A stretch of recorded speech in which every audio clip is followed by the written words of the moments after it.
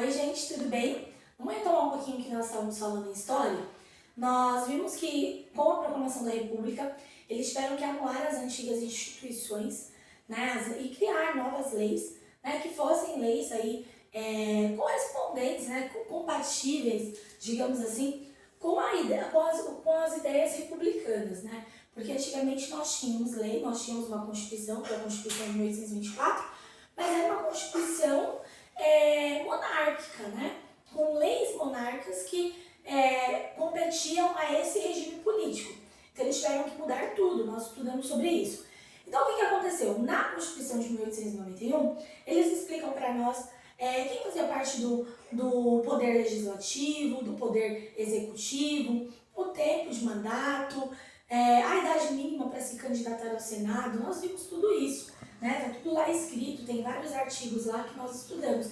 Mas o que nos chama mais atenção é referente aos cidadãos elegíveis daquela época. Nós vimos que nem todas as pessoas podiam votar. Primeiro, para votar, tinha que ter acima de 21 anos, né? E tinha que ser homem, alfabetizado, brasileiro, né? E que não fosse militar de baixa patente, que não fosse mendigo, enfim. Existiam várias limitações, várias restrições quanto ao voto, né? Então nós vimos que analfabetos não podiam votar, os índios nem citados no documento foram, as mulheres também não podiam votar, menores de 21, enfim. E aí o que acontece? Nós vimos que o número de pessoas que iam às urnas era um número muito baixo, muito baixo. Primeiro, por causa desse monte de limitação, né? Quem podia votar? Não podia ser religioso, não podia ser mendigo, não podia ser analfabeto. Eram várias, né, restrições. Mas além disso, o voto naquela época ele não era obrigatório.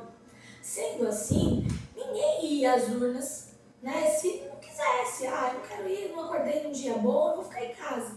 E eles não iam. Então, nós vimos inclusive que a porcentagem de pessoas que compareciam às urnas era uma porcentagem assim, vergonhosa, né? Baixíssima mesmo, de 2%, de 1,44%, algo realmente muito, muito aquém do esperado. Então, além da taxa de analfabetismo, que era enorme, porque nem todas as pessoas tinham acesso à educação, como hoje, tinha essa questão também do voto não ser obrigatório, tá? Enfim, nós começamos a falar também sobre a República Café com Leite, né? Sobre a República Velha, a Primeira República. Nós vimos que depois, né, que saiu aí Marechal Deodoro, durante todo esse período que ele ficou, os coronéis eles assumiram o governo do nosso país. E havia um acordo entre os governantes de São Paulo e os governantes de Minas Gerais. São Paulo era o maior produtor de café, como vocês já viram isso inclusive na aula de geografia, e Minas Gerais, o maior produtor de leite. E havia um acordo entre esses dois grandes estados. Então, 4 anos, eles elegiam um governante vindo de São Paulo e nos próximos 4 anos, vindos aí de Minas Gerais. Lembrando que naquela época não era permitido a reeleição. Enfim, era um acordo que eles tinham e por isso ficou conhecido como política café com leite, tá? Lembrando que, gente, naquele período, o voto, ele era chamado de voto descoberto, porque não era feito em urna eletrônica, eram 2 cédulas. Então, eu tinha 2 papéis, e nesses 2 papéis eu escrevia o nome do meu representante. Eu vou colocar aqui, ó, Mari, vota em mim. Escrevi o nome aqui do meu representante. Eu ia para esses 2 papéis até o cartório eleitoral da época e eu entregava esses 2 papeizinhos para os mesários. Os mesários são aquelas pessoas que trabalham, né, no período de eleição, que ficam lá recebendo os votos, anotando o nome bonitinho das pessoas. Essa pessoa que trabalhava, ela carimbava esses meus papéis. E a partir desse carimbo, desse bichinho que a pessoa dava no meu papel, na minha cédula, ela confirmava o meu voto. Então o que acontecia? A partir desse carimbo, um era depositado na urna e o outro ficava comigo e eu levava embora. E naquela época havia pressão por parte dos coronéis aos seus familiares, aos seus empregados para que votassem no representante que ele havia escolhido. Vamos lá, então, gente, dando continuidade ao que nós estávamos conversando, precisei realizar uma pausa. Eu falei para vocês que os coronéis, naquela época, eles controlavam os votos das pessoas que eram próximas a eles, né? Então, empregados, amigos, familiares, enfim. Alguns, eles eram coagidos mesmo, eles eram ameaçados a votar no representante do coronel. Mas outros eram convencidos através de regalias, de presentes, de trocas de favores. Nós, inclusive, lemos um texto que fala, né, uma crítica, uma carta enviada ao presidente da República, nós vimos aí no livro, que os eleitores mal sabiam o nome do seu representante, ou seja, o nome da pessoa em quem eles iam votar, né? Mas eles iam e votavam, por quê? Porque ganhavam um chapéu novo, né? Porque ganhavam algo novo, algo que eles queriam, que eles desejassem, ou até para garantir os seus empregos, né? Aqueles que eram empregados, enfim. Então, era o chamado também voto de cabresto, né? Eles eram levados, assim, praticamente, a força para votar no representante do coronel. E havia um controle sobre isso. Isso garantia, esse controle do coronel, dos coronéis, né?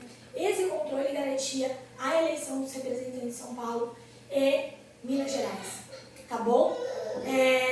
Aí agora, nós vamos entrar no capítulo novo, que é a aula de hoje, que vai falar sobre as primeiras indústrias brasileiras. Vai entrar um pouquinho no conteúdo de geografia que nós estamos estudando, né? Então nós vamos estudar sobre quem eram, né, os empregados, né, os funcionários dessas indústrias. Nós vamos estudar quais foram, né, os produtos industrializados, os primeiros produtos a serem fabricados aqui no nosso país. Lembrando que, como eu já disse lá em geografia, na disciplina de geografia, as indústrias, elas foram criadas para atender à necessidade dos imigrantes que vinham para cá. Mais para frente nós veremos que em 1901, aqui em São Paulo, por exemplo, haviam mais imigrantes, especialmente italianos, do que propriamente brasileiros, né? Então, haviam muitos imigrantes aqui. E as indústrias, elas foram criadas para atender a necessidade dessas pessoas. Porque essas pessoas precisavam de remédio, elas precisavam se alimentar, elas precisavam se vestir, elas precisavam ter o que calçar. E então, essas indústrias, elas foram criadas. Nós vamos estudar também sobre quais eram as condições desses empregados, né? Eles recebiam bem? Será que eles tinham alguns direitos? Existiam direitos trabalhistas naquela época? Se sim, quais? Eles eram respeitados? Qual era a carga horária? Quais eram os benefícios? É isso que nós vamos estudar a partir de agora, tá bom? Então a gente vai falar um pouquinho sobre essas primeiras indústrias e sobre as condições nas quais aqueles empregados eles eram expostos. Tudo bem? Ok, gente? Essa é a nossa aula de hoje. Então vocês farão aí da página 124, na verdade vocês lerão página 124, 125, 126, 127 e responderão 128, 129, tá bom? Faremos juntos